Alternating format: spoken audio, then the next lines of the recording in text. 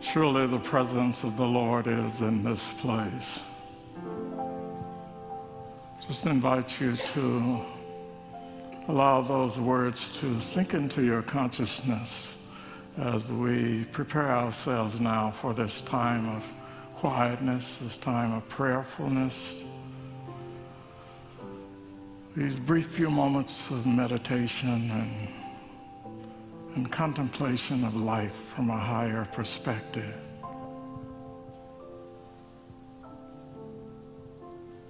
So as we begin, I invite you to get comfortable in your seat. Just relax your body. Let go of any tension or any tightness anywhere in your joints, in your facial expression. Just completely relax. And then take conscious note of your breath. You're breathing freely, deeply.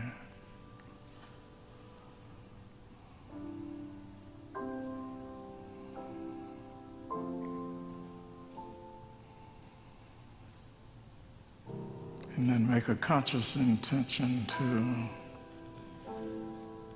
slow your mind down. To temporarily set aside all of your cares and concerns for the day or for the upcoming week.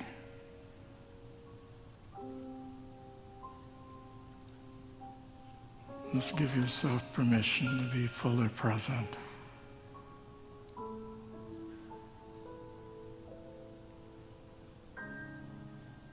Present to the Spirit of God within you.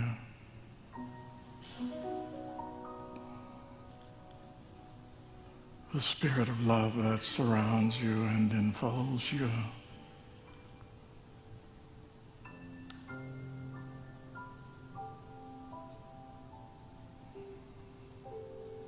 And the spirit of community that is generated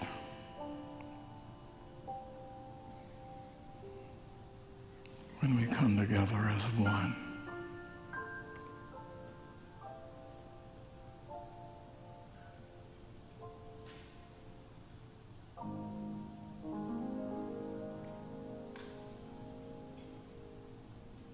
So right now I invite you to take a deep breath.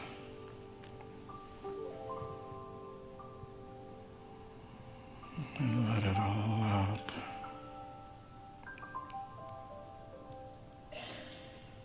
For the next few moments, just be still.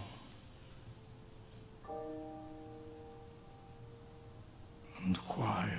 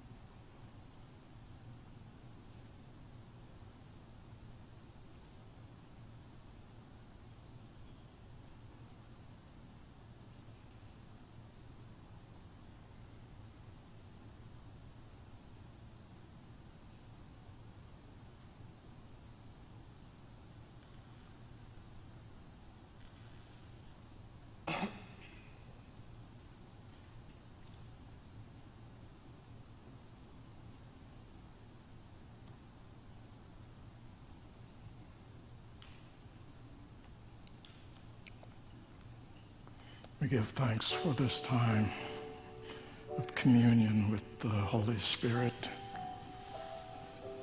for this time of uniting our consciousness together in prayer. We give thanks for this community and for all the blessings that life has to present to us on this day and each day to come. For these blessings and so many more, we're grateful in the name and through the nature of the living Christ. And so it is, and amen. Morning again, everyone. And a shout out to everybody who tunes in and watches us online. So this morning, I have two jokes. A bad one and a really bad one. Which would you like to hear first? Okay, don't say I didn't warn you. Here we go. So doctor tells his patient he's got 6 months to live, and the man is in shock. He's absolutely in disbelief, and he desperately says, "Doc, is there anything I can do that can help?" Doctor thinks and says, "Well, what I would suggest is you start your own business, marry a woman with 10 children, move to a small cabin in a remote area out in the woods, and have your mother-in-law come live with you." And the guy says, "Doc, do you really think it'll help?" He says, "I don't know, but I guarantee you, it's going to be the longest 6 months of your life." Okay. We survived one. Here we go again. Guy goes to visit his doctor, and after a whole battery of tests, the doctor comes out with a grave look on his face. And the doctor says, "Well, I've got some bad news, and I've got some really bad news." The man says, "Well, give me the really bad news first." And the doctor says, "You have cancer and only 6 months to live." And the man said, "And the bad news?" Doctor says, "You have Alzheimer's disease." The man says, "Thank God. I was afraid I had cancer."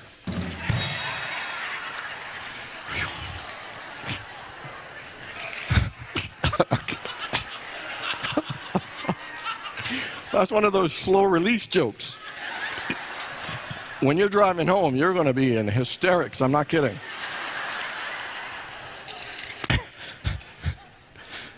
So what if you were told you only had 6 months to live? How would you live those last months? What would you do differently? What are the things that you've always wanted to do that you haven't done yet? What are the things that you haven't seen that you'd like to see? What are the things that you want to say that you haven't said? What are the things you'd like to experience that you haven't yet experienced? And what is it that you regret in the way that you showed up and how you have lived your life to this point that you would like to change or improve? Well, this morning we're talking about being happy. How many people would like to be happy? We all would. You know, Abraham Lincoln once said, most people are as happy as they make up their minds to be. So my question is, how happy have you made up your mind to be? On a scale of 1 to 10, 1 being low and 10 being high, how happy are you? And how many people would say that there is some room still for you to let yourself be happier than you are now? How many would agree with that?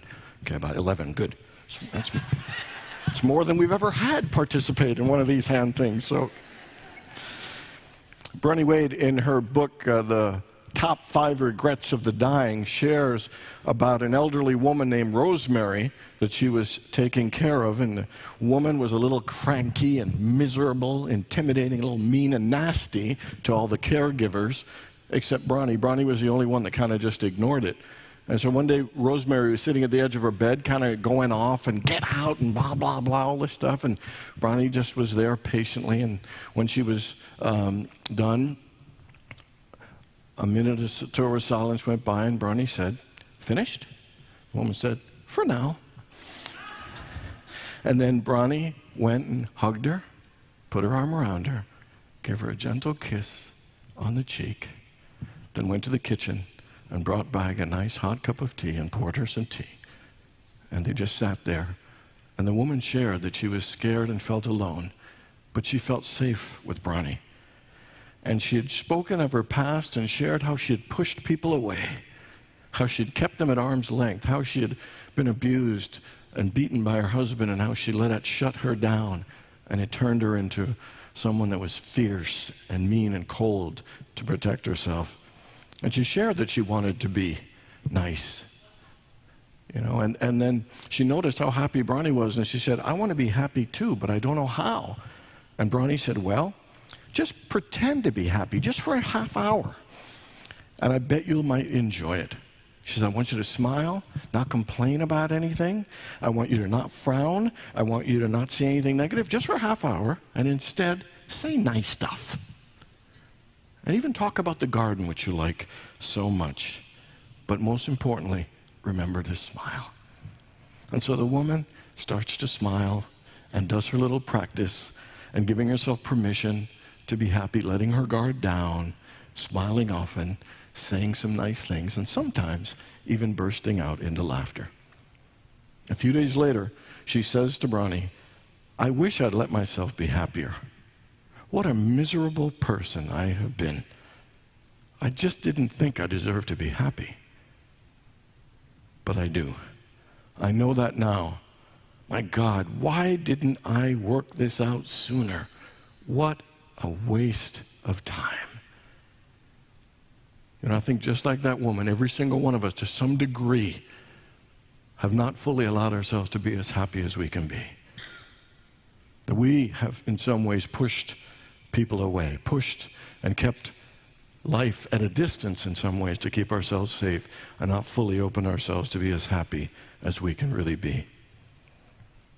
So Bronnie Ware, had this rare opportunity to be a caregiver to people who were dying, who had about 3 to 12 weeks left to live. And she got to witness what it was like for people to actually hear the words that you are dying, to see the impact it had on them and how they lived, to see the impact how it had on their family. And she said that it was heartbreaking, and yet it was healing.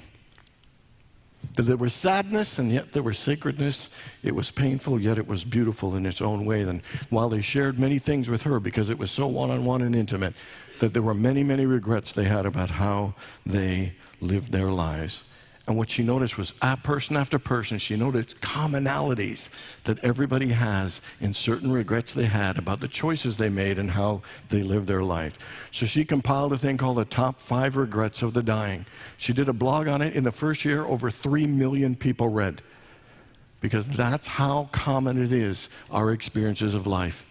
And one of the great things about this, that we have the opportunity to learn from the regrets of the dying, so that we can make adjustments of how we're living now so we don't have those same regrets at that time. So here are the top regrets we've been going over. This is the final week of week 5. Week 1 was, I wish I had the courage to live a life that was true to myself and not the life that other people expected of me. Regret 2, I wish I hadn't worked so hard.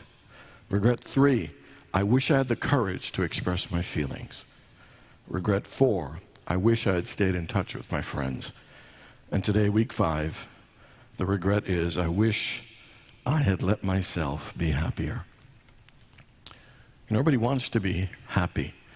To me, happiness is an attitude. Happiness is a mindset, but most importantly, happiness is a choice. Happiness is a choice to allow, to let, and to give ourselves permission to be more joyful, to be more optimistic, to be more positive, to be more appreciative, to be more enthusiastic about our lives. One of the things she says, the most important thing about being happy and letting yourself be happy is that you have to have a clear intention that you want to be happy. See, everybody wants to be happy, but not everybody has a clear, conscious intention of being a happy person. I believe that there's power in intention. There's clarity in intention. There's determination and focus when we are intentional. It is my intention to be happy. I choose to be happy. I allow myself to be happy. When we have an intention, it really begins to draw and open things up in a greater way. It is my intention to be happy. Together? It is my intention to be happy. I choose to be happy. I let myself be happy. I enjoy being happy. I am happy. Now smile. Take a deep breath and feel and let yourself be happy right now. I choose to be happy. Let's say it again. I choose to be happy. Smile. So I want you to turn to the person to your left and right. Smile at them and say, I choose to be happy.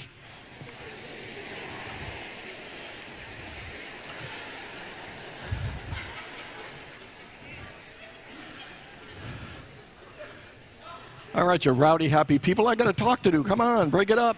No, just kidding. So what are the things we need to do to let ourselves be happier than we have allowed ourselves to be up until this point? You'd think it's such an easy slam dunk thing to be happy.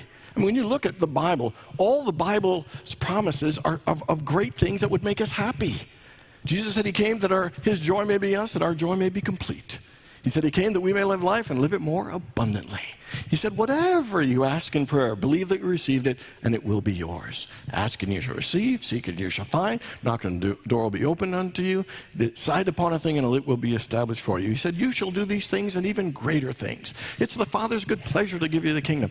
Are these not all promises that would make you happy? To know that there's more good available than you're currently experiencing now, and it is unlimited abundance? There's a natural flow of abundance and goodness available to all of us. She has a line here that I love so much. She says, a happy life wants you as much as you want it. Isn't that a great line? Happiness wants you as much as you want it. Because there's happiness in you and there's love in you wanting to burst forth from you if you will give it the permission, if you allow it to come forth. Here's what she says. There's a natural flow of goodness that is waiting for every one of us. You just need to get out of your own way first. It's there. Just get out of your own way. So my question is, in what way are you blocking your own happiness?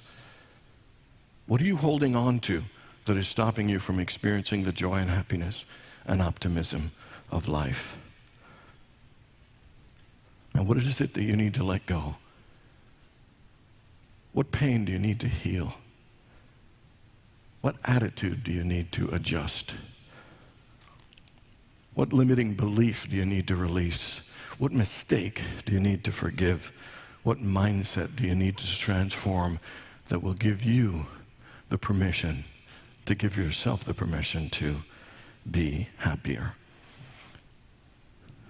One of the most saddest things I think I read in that Rosemary thing was she said, I didn't think I deserved to be happy.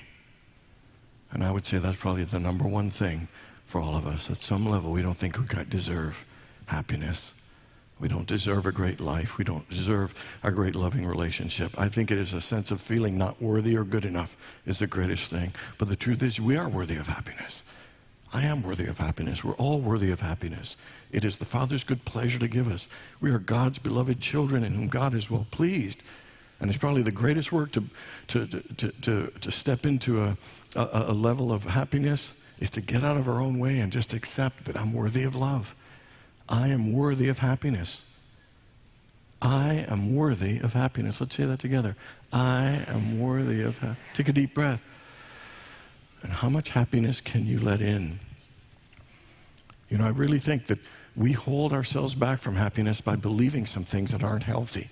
Sometimes we believe that people have to act a certain way in order for me to be happy. Anybody have someone in your life that you think stiff left? If they would just change, if they would just be a little different, if they just stop doing that, if they would just get a job and keep it, if they would, stop with that particular problem, they'd be happier, and so would I. Don't we think so? If they stopped doing this, I would be a lot happier. The truth of the matter is, we are not here to change anyone, to fix anyone, or save anyone. The people are who they are. Do you know the most difficult people in your life, whether your parents or whoever it is, they were exactly the way they needed to be for your soul to grow into the person you are today and the person you're meant to be. Anybody believe that? You agree with that? Okay. Because that is the truth. So this idea that someone has to be a certain way for me to be happy is just a very limiting thing about happiness. Another one is that life has to go a certain way for me to be happy. That I have to win, that we have to achieve that thing, we need more money, the promotion, that the outcome has to be a certain way for me to be happy. And that's a very limiting experience because things don't always go our way. And we miss out on the journey, we miss out on the learning, we miss out on the experience. It isn't just about winning. It isn't just about getting the way or the achievement. How many people play a game called Words with Friends? Anybody heard of that? It's a Scrabble thing online. I am getting my butt kicked. I'm playing about 12 games right now. I'm getting humiliated. Some of you are congregants. There's one person beating me in 7 out of 7 games. You'd think you'd give your minister a break, but they don't. I'm getting slaughtered. And then the person has the actual nerve to send me a little text that says, boom. Boom. They got like 64, and I got 12 points, and they're putting boom. Rubbing it in. So I'm not winning, but I got to tell you, I'm having a good time. I'm learning, and I'm enjoying the experience. Looking forward to when I put boom back, but it's... I don't have any energy behind it, as you can tell. But isn't it amazing how we make our happiness attached to how people will behave and how certain outcomes will happen in our lives? And it's just not true, because we can enjoy the journey and choose happiness regardless of the outcome. Final one I want to talk about is about dying. We have an interesting, in reading this book, should really reawaken, and certainly as ministers, Jimmy and I get it, people are uncomfortable talking about dying. Dying is seen as failure. It's seen as a disaster, something went wrong, and the truth is dying is a part of life. She says that so many people she sees, that when they get the diagnosis of dying, they get scared, and their families don't want to talk about it, and they can't talk about it, and they want to know, what's dying going to be like? Families are scared to talk about it, but she says if we just open a conversation, we will make peace with it and understand it greater. She says, and a fear of dying is really a fear of living. Because it is a part of life. And sometimes people die young, some people die in their middle age, some people die elderly. And the fact is, that's just how life is. Death is a part of it. And if we keep death as, at bay like that and fear about it, then it limits the level of happiness and healing and sacredness that end time can actually be. If you listen to all these things, it comes down to one thing. Because we're just resisting life. We're resisting life. We're saying happiness can only be under these conditions. And the magical healing thing is acceptance. When we accept ourselves as being worthy, accept other people the way they are, accept outcomes and results, winning or losing, however it happens, and accept the fact that death is a part of life, guess what? There's peace. And it actually opens the door from peace to allow happiness to be a natural experience. Make sense, everyone? Okay, the next one is to focus on the good in life. I wrote a talk once called "Life is a Fixer-Upper," and because I believe everybody in your house, anybody got like a faucet that's leaking, some carpet that needs changing, an area you'd like to renovate, but overall you're kind of happy with your house. Have you ever? I believe that that's life. That in the house of life we live in, there are things that are good, it's safe, it's our home, we love it, but there's parts we'd like to fix. There are parts that are leaking, parts we'd like to renovate. But you don't focus on those things and stop yourself from enjoying your home every day. And sometimes we focus on what isn't working in our lives, what we don't have so much that we miss being joyful and happy and appreciating, experiencing the things that are going well for us. She tells a story about this guy named Lenny, this older guy that's really close to dying. And she's always impressed with this guy. He doesn't say much, but he tends to say this: it's been a good life. It's been a really good life. And she's so impressed with this guy, and over time, getting to know him, she learned this about him. Both his parents died before he was 14. He met the love of his life, Rita, at 22, had a great life. They had 4 children. Unfortunately, she got a terminal illness at 44 and died shortly after.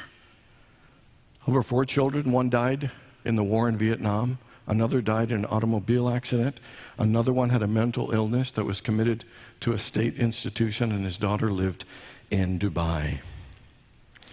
And she was impressed. She said, and yet this lovely man every day chose to focus on the good and said, it's been a good life. My question for you is, when you think of your life, what do you focus most on?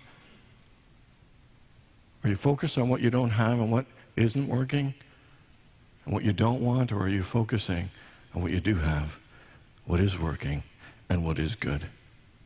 I've used this example before, but she inspires me so much, I'm going to use her again. Gilda Radner. Everybody remember Gilda Radner? She died at 42 years young of ovarian cancer. She got diagnosed only a year after meeting and falling in love with the love of her life, Gene Wilder. Only a year. She served on SNL for only 5 years. At the top of her game and top of life, got ovarian cancer, and here's what she said.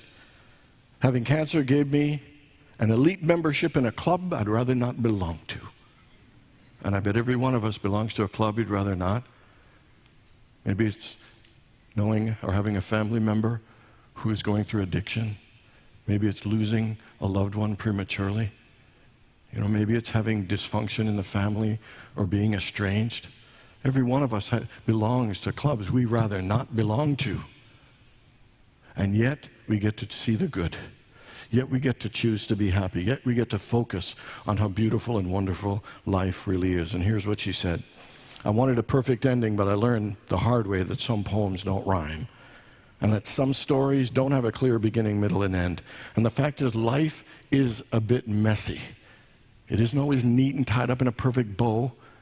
Life has some conflict. Life has some messiness. Life has some areas that things don't seem to come together, and yet that's life. And it is to find God, and it's to find peace, and to find joy, and to find appreciation and celebration, even in the midst of it, not waiting and delaying happiness to come till all that gets worked together, because we could be waiting a long time. I love when she said to the lady, you know, pretend that you're happy just for a half hour. Because I think that happiness is a habit, that we need to practice happiness. So here's my happy practice for you. It's a very simple thing. First, smile. Then say, I choose to be happy. Together. I choose to be happy. I let myself be happy. Smile again. And now think of something positive in your life. What's positive and working well in your life? I'll give you mine. I really love my job, and it's going well. Second, something you're grateful for. I'm grateful that in 34 minutes, my vacation begins. And, but who's counting? I'm just saying, the clock's right there. I just noticed. And as a part of my vacation, I get to do my nephew's wedding. I'm so excited, up in Toronto. Okay, and then the third one is, what do you enjoy? What's something that makes you happy that you enjoy? You know what I enjoy? I love good food. So Friday night, went out to a Mexican restaurant and had these mahi fish tacos with some extra hot salsa on it, pico de gallo, and I got some guacamole that I spread on it. Oh, it was so good. I'm eating it, leaking down my arm. I'm leaking my arm. It's so good. It was good. I don't even like Mexican food, but it was so good. I went with a friend who liked Mexican food.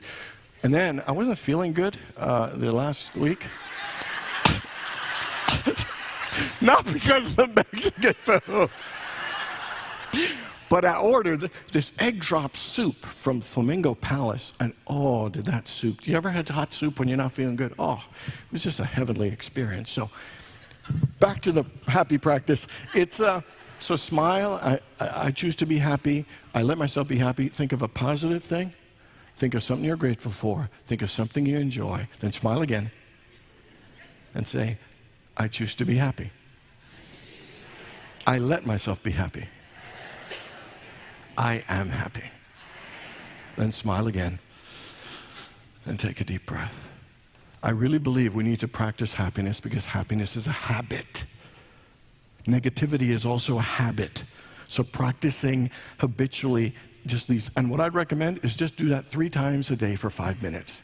Do these little sessions a few times to remind yourself to choose happiness, to focus on the good, and to allow yourself to feel happier. That's why Scripture, I love it. It says, this is the day that the Lord has made, so let us rejoice and be glad in it. That in this moment, in this situation, this day, there's always something to be happy for. Because God is good all the time. God is everywhere and in everything. The question is, are you willing to see that good? Happiness wants you as much as you want it. The question is, are you willing to focus on it and allow yourself to feel it? Final thing we're going to talk about is having the courage to be happy. Having the courage to be happy. Here's what she said. It takes courage to make big changes in your life. It takes courage to make your life better. The longer you stay in the wrong environment and remain a product of it, the longer you deny yourself the opportunity to know true happiness and satisfaction. Life is too short to watch it go by and stay in a situation you know that is not for your highest and best. It takes courage to get out of it. It takes courage to change. It takes courage to leave. It takes courage to transform. And the question is, do you have the courage to live the happy life that you have been called to live? It takes courage to forgive. It takes courage to go after your dream. It takes courage to open your heart to love in a deeper and greater way. If you want to be happy, you've got to have courage. Mark Twain once said, the things that we're going to regret 20 years from now aren't the things that we did. It's the things that we didn't do. The things that we wish we did, things we wish we said, the things we wish we went after. Even if you fail, going after, saying, speaking, sharing will make you feel more happy and full than you not doing it. And so my question for you is, what are you being called to have the courage to do? To go after, to create, to feel, and to experience. If you look at this entire series, it's about having the courage to do something. The week one, I wish I had the courage to be true to myself. That is the courage to be true and to listen to who you are. Listen to your soul. Listen to that infinite. You know if you go inside what is yours to do and who you came to be. The second one is I wish I'd worked harder. That is about having the courage to create balance in your life. So where in your life are you a little out of balance? Where in your life have you been ignoring something that you know it's time to give more attention to? Maybe it's your family. Maybe it's self-care. Maybe it's doing something you enjoy. The third one is the courage to express our feelings is the courage to be vulnerable. Where in your life do you need to be a little more vulnerable and open your heart and to share more of yourself with someone? Because we all want intimacy and closeness. Well, guess what? Vulnerability is the only path to feel that deeper connection and that level of authenticity. And then the fourth one is I wish I stayed in touch with my friends. Every one of us wants to feel a connection. We want to feel supported and loved. And friends offer us a level of love and a dimension that family doesn't. So we need to stay in touch, and we need to create new friendships and develop new bonds and a new sense of connection. And then finally, I wish I had let myself be happier. Not just about getting out of your way. And let yourself see the good and rejoice in your wonderful life. We all have regrets, folks. But I'll tell you, these regrets of the dying are the most important. Let's use these regrets of people who are dying to help us start living the life we want to live and not wait till we're dying and then regret it that we had lived in a different way. A happy life wants you as much as you want it. And let's not have any regrets.